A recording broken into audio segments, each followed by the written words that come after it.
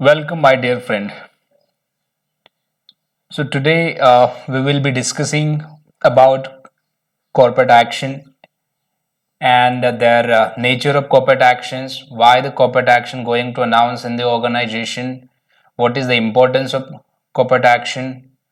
So what are the types of corporate action, of course, and so so most of the time हमें practical knowledge नहीं होता है theoretical definitions पता है types पता है but how the corporate action the particular corporate action work at a ground level that we don't know right so I try to cover those aspect as well so एक session में just 2 minute में मैं brief करूंगा कि मैं क्या करने वाला हूं कि मैं एक सीरीज बनाऊंगा कॉर्पोरेट एक्शन के ऊपर today we will be looking on only the introduction of corporate action and their basic types of corporate action. So how is the what are the types of corporate action, what is corporate action and all blah blah, right? And so after that we will initiate the the process.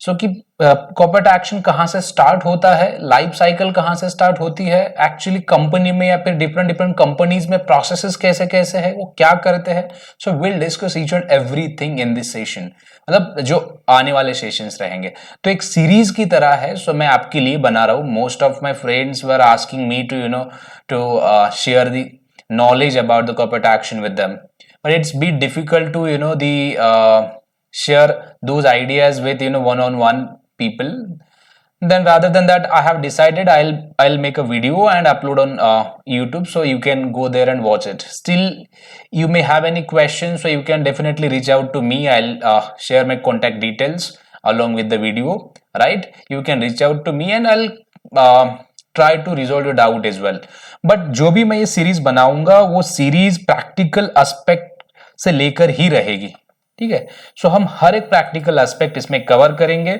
And मैं ये जो भी contents आपको बताऊंगा जो भी चीजें मैं आपको आपके साथ शेयर करूंगा वो बहुत ही अहम रहेगी मे बी आपको इंटरव्यू देना रहेगा किसी को इंडस्ट्री में जो प्लेस हो उनको कॉर्पोरेट एक्शन समझने में दिक्कत आ रही है या फिर बहुत सारी चीजें हैं और ये जो द वे ऑफ डिस्कशन रहेगा would be makes like will discuss in English as well as in Hindi also right so आपको समझने में भी दिक्कत नहीं आएगी और इंटरेस्ट भी बढ़ेगा और शॉर्ट शॉर्ट वीडियो बनाएंगे हम लोग 15-20 minute 30 minute hardly not more than that ताकि आपका इंटरेस्ट और आप भी एंगेज रहे with full concentration so at least you will get the knowledge about corporate action right so we'll start to the session right so we'll start from a corporate action what is corporate action again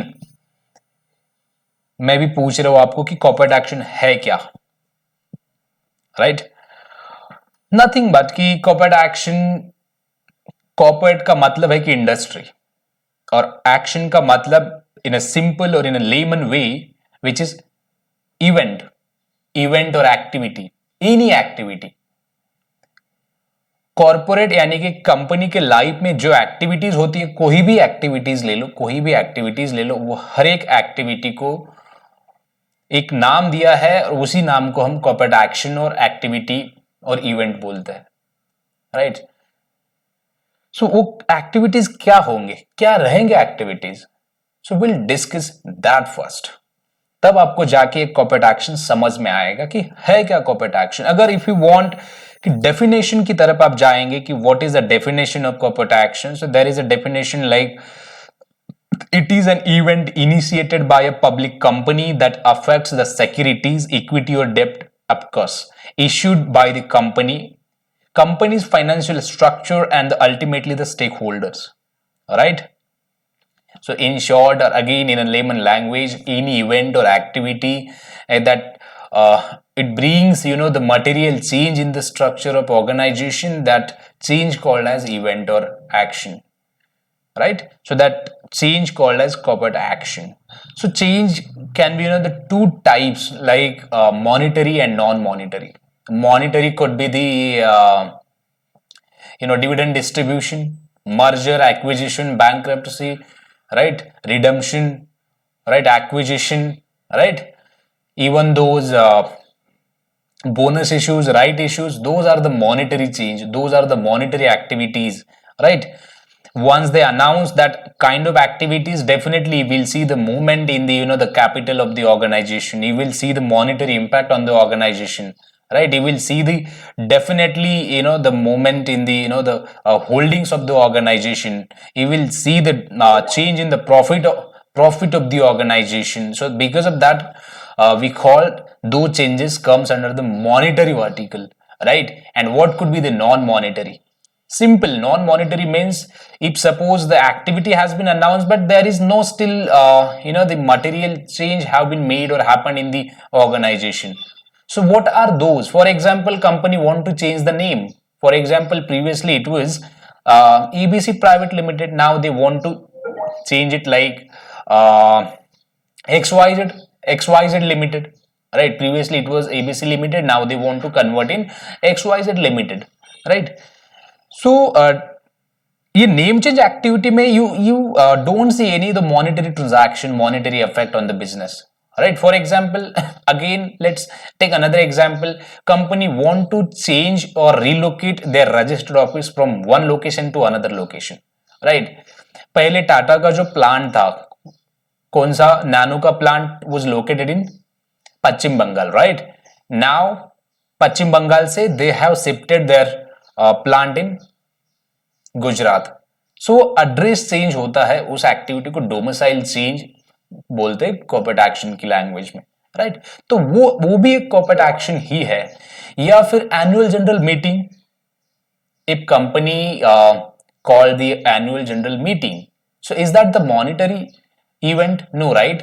It is a non-monetary event. Just they want to brief something with their stakeholder. Because of that, they have announced the general meeting, annual general meeting with their stakeholders, right?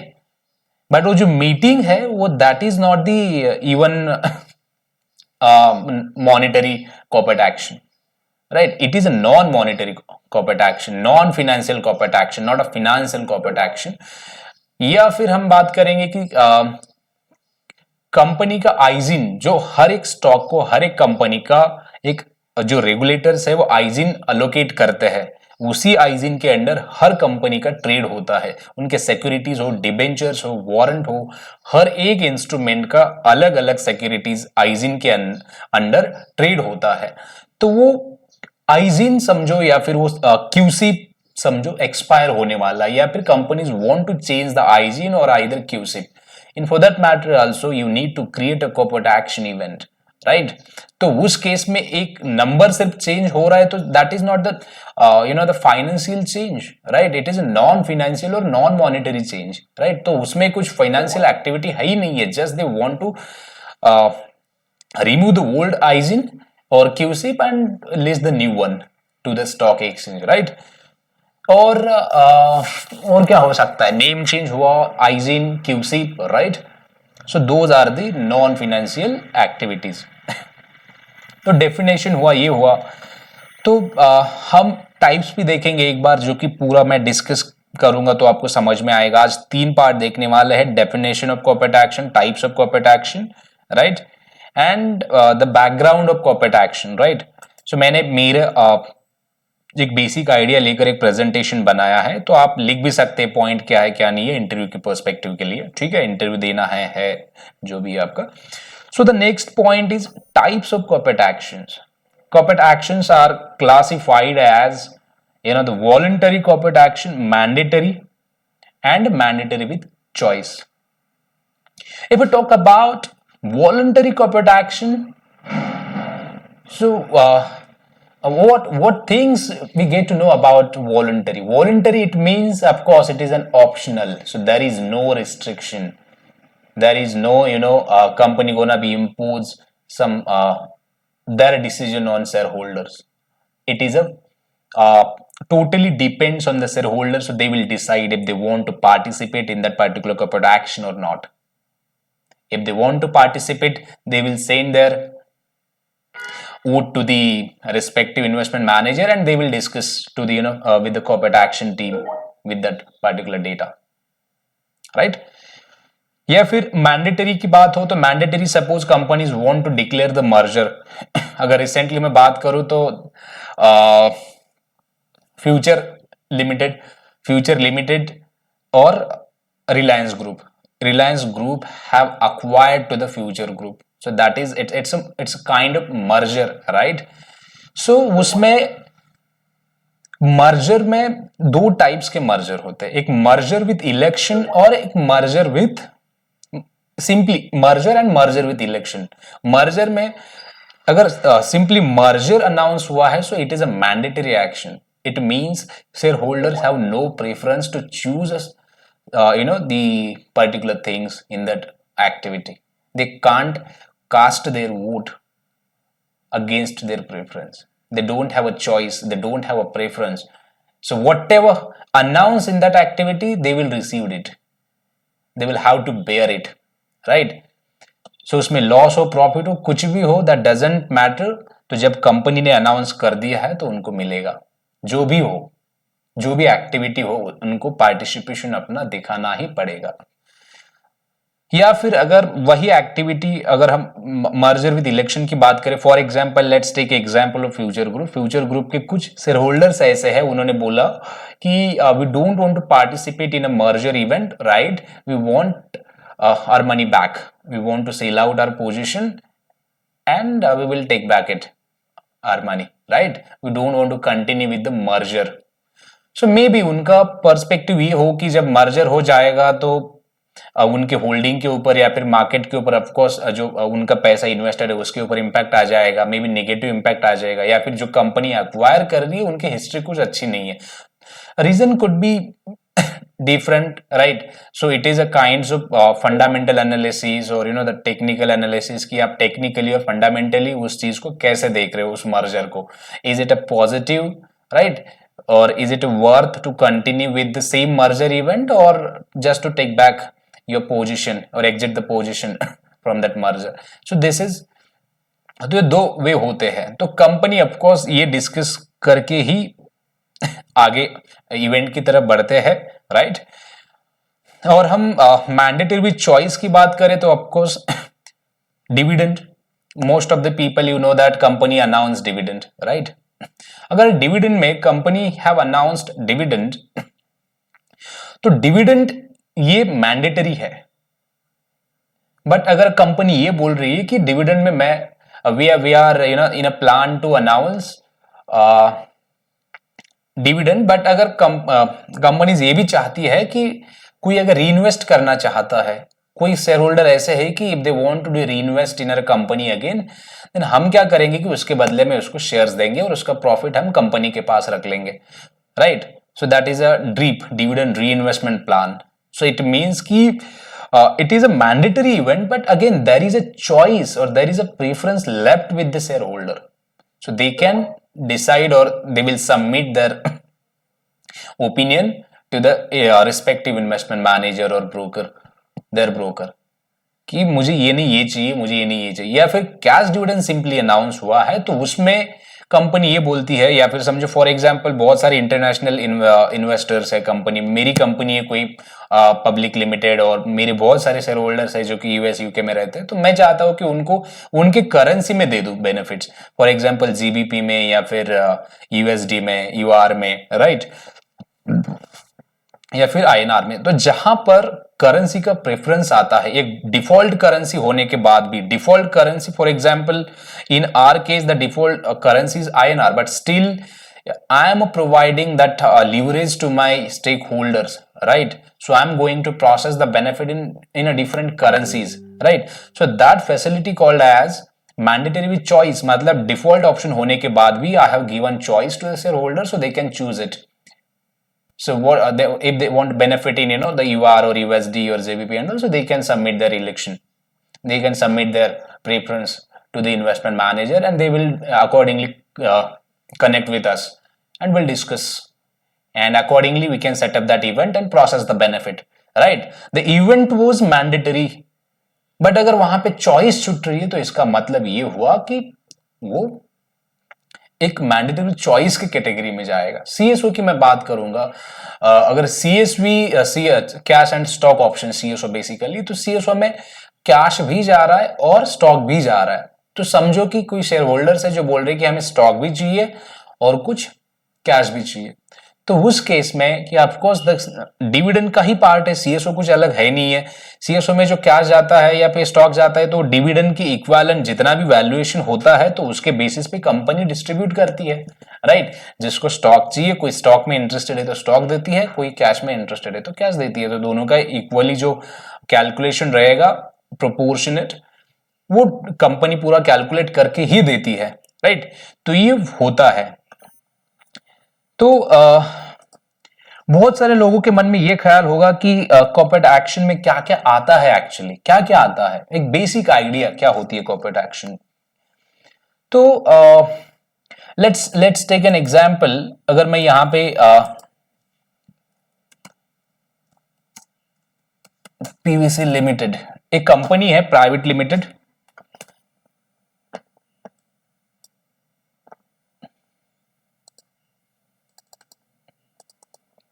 एक private limited company है। Private limited company को may be उनके कुछ personal objectives रहेंगे या फिर उनको उनका रिस्क कम करना रहेगा, तो कंपनी हैव डिसाइडेड कि उनको मार्केट में जाना है और अपनी कंपनी पब्लिक लिमिटेड करना है, राइट। पब्लिक लिमिटेड करना है। पब्लिक लिमिटेड करने के लिए प्रोसेस क्या होती है, एक तो रेगुलेटर के पास जाके, रेगुलेटर यानी कि जो भी, जैसे कि यूएस की बात करूं तो फेडरल बॉडीज है, वहां पे सिक्योरिटी एक्सचेंज मैनेजमेंट बॉडी है, कमीशन है। इंडिया में भी सिक्योरिटी एक्सचेंज कमीशन है और सेबी, ज्यादातर से सेबी रेगुलेटर के तौर पर यहां पे काम करती है। तो सेबी के पास वो आके अपना वैल्यूएशन, पूरा लीगल फॉर्मेलिटीज, पूरे डॉक्यूमेंट, हर चीज सबमिट करके वो लोग अपने बिजनेस का 49% स्टेक इशू करेंगे और 51% खुद के पास रखेंगे, यानी कि टोटल 100%, राइट। तो हमारे as a corporate action team के पर्सपेक्टिव के हिसाब से व्हाट इज इंपॉर्टेंट। सो अगर कंपनी को फर्स्ट टाइम जब कॉर्पोरेट एक्शन अनाउंस करना है यानी कि पहला जो कंपनी के लाइफ का, पब्लिक लिमिटेड कंपनी के लाइफ का जो पहला इवेंट रहेगा वो है आईपीओ। आईपीओ का मतलब यह है कि initial public offering. Initial public offering would be the first event in the lives of corporate। तो ये जो एक्टिविटी रहेगी, ये जो इवेंट रहेगा, पहला इवेंट रहेगा कि जो एक कंपनी के लाइफ में आता है।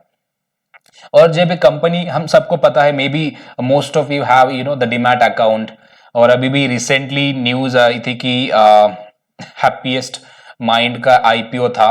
कंपनी पहले प्राइवेट लिमिटेड थी, उनको कैपिटल रेज करना था तो उन्होंने आईपीओ करके अपने शेयर्स मार्केट में रेज किए, बहुत सारे लोगों ने अप्लाई भी किया था, राइट। वो भी एक कॉर्पोरेट एक्शन इवेंट है। सेकंड, जैसे कि तुमने इन्वेस्ट किया, इन्वेस्ट करने के बाद 6 महीने हुए, 7 महीने हुए, 8 महीने, 10 महीने, जो भी हुआ, या फिर एक क्वार्टर हुआ, तो कंपनी ने अच्छे से एक क्वार्टर में अच्छे से परफॉर्मेंस करके प्रॉफिट अर्न किया। जैसे ही कंपनी ने प्रॉफिट अर्न किया तो company want to distribute dividend on their investment और ऑन देयर सिक्योरिटीज, क्योंकि आफ्टर ऑल लोगों का पैसा है, तो जब प्रॉफिट कंपनी अर्न करेगी तो लोगों को देना जरूरी हो जाता है। It is a mandate for company. तो कंपनी ने डिविडेंड अनाउंस किया, राइट। यानी कि जिन लोगों ने कंपनी में इन्वेस्ट किया था, जिन लोगों ने कंपनी के शेयर्स लिए थे, उनके ऊपर जब कंपनी ने प्रॉफिट अर्न किया ऑन अ क्वार्टरली बेसिस, तब company is entitled to announce और टू पे और to the process the income to the share holders. तो क्वार्टरली कंपनी जब पे करने के लिए जाएगी तो एक एनुअल जनरल मीटिंग हो या फिर कोई भी नॉर्मल जनरल मीटिंग में कंपनी अनाउंस करेगी, या फिर कंपनी का जो मैनेजमेंट बॉडी या फिर प्रमोटर्स रहेंगे अपना प्रॉफिट और ये सब चीजें उनके साइट पे अनाउंस कर देंगे कि अपने कंपनी ने इतना इतना प्रॉफिट अर्न किया है। सो वी हैव डिसाइडेड कि 2 रुपए, 4 रुपए, 5 रुपए per share we are going to distribute as a dividend to the share holders, right. तो ये जो इवेंट रहेगा, डिविडेंड जो डिस्ट्रीब्यूशन जो एक्टिविटी है, ये एक कॉर्पोरेट एक्शन इवेंट ही है, राइट। दूसरा, या फिर कंपनी ने, समझो कंपनी बहुत बड़ी रेप्यूटेड कंपनी है मार्केट में और गवर्नमेंट ने या फिर रेगुलेटरी बॉडीज ने उसको अलाउ किया था कि वो डिवेंचर भी मार्केट में बेच सकते हैं, या फिर डेब्ट कैपिटल के थ्रू भी वो लोग अपना फिक्स्ड इनकम इंस्ट्रूमेंट जो हम लोग बोलते हैं ज्यादा तौर से, तो वो जो इंस्ट्रूमेंट है, कंपनी कैन इश्यू द डेब्ट instrument in the market and raise the capital, right. So ये चीज अगर जब होता है, जब कंपनी हर एक डेब्ट इंस्ट्रूमेंट है या फिर फिक्स्ड इनकम इंस्ट्रूमेंट है, they carry the interest rate with the the instrument.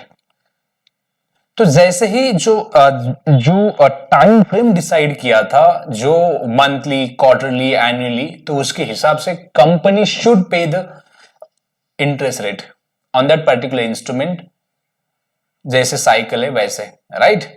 So it is a companies abide to pay the benefit और to pay the interest rate on time. So वो जो process करने का जो एक cycle होता है, उस हर एक साइकिल को रीपेमेंट ऑफ इंटरेस्ट बोल के कॉर्पोरेट एक्शन क्रिएट होता है, एंड उसको जो पे करते हैं उसको भी हम कॉर्पोरेट एक्शन प्रोसेसिंग बोलते हैं बेसिकली। तो वो भी एक इवेंट ही है। या फिर कुछ ऐसे, as you know that the shares के दो टाइप होते हैं, एक प्रेफरेंस शेयर्स है और एक इक्विटी शेयर्स है। अगर कोई प्रेफरेंस शेयर्स में किसी ने इन्वेस्टमेंट किया है या फिर कंपनी के बहुत सारे शेयर होल्डर्स ने मानो कि प्रेफरेंस शेयर्स में इन्वेस्ट किया है, और उसमें as you know that there are types of preference shares like convertible preference shares, redeemable preference shares, right. या फिर जो वोटिंग बेसिस पे भी किसी को वोट चाहिए नहीं चाहिए, पार्टिसिपेशन बेसिस पे भी पार्टिसिपेशन चाहिए नहीं चाहिए, तो वो जो टाइप्स ऑफ प्रेफरेंस शेयर्स होते हैं उसको कन्वर्ट या फिर रिडम्पशन जो करने की जो प्रोसेस होती है, उस प्रोसेस को भी कॉर्पोरेट एक्शन कहा जाता है। फॉर एग्जांपल, प्रेफरेंस शेयर्स 5 साल के लिए इशू आता, 5 साल के बाद there was a expiration date, once the expiration date pass, that particular instrument will convert into the equity shares, right. वो जो कन्वर्ट करने की प्रोसेस है, तो वो भी एक कॉर्पोरेट एक्शन है। या फिर प्रेफरेंस शेयर्स इशू करने की जो प्रोसेस है, यानी कि इशू करने का मतलब ये है कि कोई शेयर्स है जो हम actually we have to credit that shares in the account of share holders, तो उस प्रोसेस को भी कॉर्पोरेट एक्शन कहा जाता है। या फिर बॉन्ड, कन्वर्टिबल बॉन्ड्स भी होते हैं, यानी कि कंपनी की, मानो कि तुमने कुछ बॉन्ड्स लिए थे, 10 बॉन्ड्स लिए थे, उसमें से 5 जो बॉन्ड्स है वो कन्वर्ट हो जाएंगे 5 साल बाद, 10 साल बाद, जो भी है। तो मानो 10 साल बाद, यानी कि आज ही है, तो आज जब वो 10 बॉन्ड कन्वर्ट हो रहे, तो रेशो जो भी रहेगा मार्केट के हिसाब से, वो जब कन्वर्ट हो जाएंगे, बॉन्ड के बदले में you have to credit respective share holdings in the account of that bond holder, और बाकी के रहेंगे रिडीम हो जाएंगे। तो उस प्रोसेस को भी एक कॉर्पोरेट एक्शन ही कहा जाता है, और है ये एक्चुअली प्रोसेस होता है। इसमें कुछ ऐसे मैं जो बता रहा हूं या फिर जो वहां कुछ अलग करेंगे ऐसा नहीं है। जो भी मैं चीजें यहां पर बता रहा हूं, it is all are practical, right, all are practical and all are relevant to the industry processes, right. हर एक कंपनी में थोड़ा सा processing mechanism would be different, but 95% जो प्रोसेसिंग वे रहेगा, नेचर रहेगा, सेम ही रहेगा। May be the application could be the different, the nature of process could be the different, right. कहीं पर तुम्हें एक ही बंदा सब एक्टिविटी करेगा, तो कहीं पे उसका बाइफरफिकेशन हुआ है, तो वो तुम्हें थोड़े से मॉडल्स जो रहेंगे प्रोसेसिंग के अलग अलग होंगे industry, company to company, right. But ये जो मैं चीजें बता रहा हूं, सो दोज आर, मतलब पूरे इंडस्ट्री के लेवल से ही मैं सब चीजें कवर करने की कोशिश कर रहा हूं, एक आइडिया आपको आ जाए कि कॉर्पोरेट एक्शन है क्या। और या फिर कंपनी बैंकक्रप्सी या फिर वाइंडिंग अप इंसॉल्वेंट जब बोलते हैं हम लोग, यानी कि कंपनी कोई ऐसे पैसे देने में अभी असमर्थ है, बंद होने जा रही है, कंपनी को अपना बिजनेस बंद करना है, बोरा बिस्तर बांधना है यहीं से, राइट। ये भी, या फिर बैंकक्रप्सी प्रोसीडिंग जो होती है, उस प्रोसीडिंग को भी, या फिर कंपनी बंद करने की जो प्रोसेस होती है, और जब उस केस में कंपनी को अपने शेयरहोल्डर्स को नोटिफिकेशन भेजना पड़ता है, लीगल नोटिफिकेशन, कि we are not able to pay और रीपे दी इक्विटी वैल्यू और डिबेंचर वैल्यू और bond value and all, right. तो उस प्रोसीडिंग को भी यहां पर कॉर्पोरेट एक्शन ही बोलते हैं, या फिर अभी कोई एक्शन बोलता है, कोई इवेंट बोलता है, right. So depends. It vary company on the basis of the company to company or process to process, project to project, environment to environment. किसी कंपनी में कोई इवेंट बोलेगा तो कोई कॉर्पोरेट एक्शन बोलेगा. सो डिपेंड करता है. तो उस चीजों में मैं ज्यादा नहीं जाऊंगा. तो right. So the basic the idea behind this कि कोई भी एक प्राइवेट लिमिटेड कंपनी जब पब्लिक लिमिटेड बनती है, पब्लिक लिमिटेड बनने से लेकर बंद होने तक जितने भी एक्टिविटीज उस कंपनी के पब्लिक कंपनी की लाइफ में आते हैं, उस पूरे लाइफ को कॉर्पोरेट एक्शन बोलते हैं. उस पूरे लाइफ को. अभी आप सोचिए कि आपकी कोई कंपनी है, तो मानो कि आपने कंपनी चलाने के लिए शेयर होल्डर से पैसा लिया था, या फिर किसी से डिबेंचर के रूप में पैसा लिया था, या फिर आपने क्रेडिट उधार ली थी. तो वो हर एक एक्टिविटी रीपेमेंट करने की हो या पैसे लेने की हो, उसके ऊपर कुछ बेनिफिट्स देने की हो या फिर डुबाने की हो, मल्ल्या के जैसा पैसे देकर छोड़कर भाग जाने की, वो हर एक एक्टिविटी कॉर्पोरेट एक्शन के ही अंडर आती है. वो हर एक एक्टिविटी कॉर्पोरेट एक्शन के अंडर ही आती है. राइट. तो ये बहुत इंपॉर्टेंट हो जाता है कि ये चीज देखना. सो आई होप कि यहां तक आपको सबको क्लियर हुआ रहेगा कि कॉर्पोरेट एक्शन है क्या एक्चुअली, उसके टाइप्स क्या है. टाइप्स तो मैंने इन डिटेल्स पूरे नहीं बताए हैं, बहुत सारे टाइप्स है. हम टाइप्स एग्जाम्पल के साथ डिस्कस करेंगे और हर एक टाइप में कंपनी क्या पे करती है. क्योंकि बहुत बार ये हो जाता है कि इंटरव्यू में आप ये पूछते हैं कि उसके टाइप में क्या करते हैं. राइट. वो मैकेनिज्म कैसा है, मार्केट के टाइप्स है, या फिर मार्केट के टाइप्स पूछते हैं.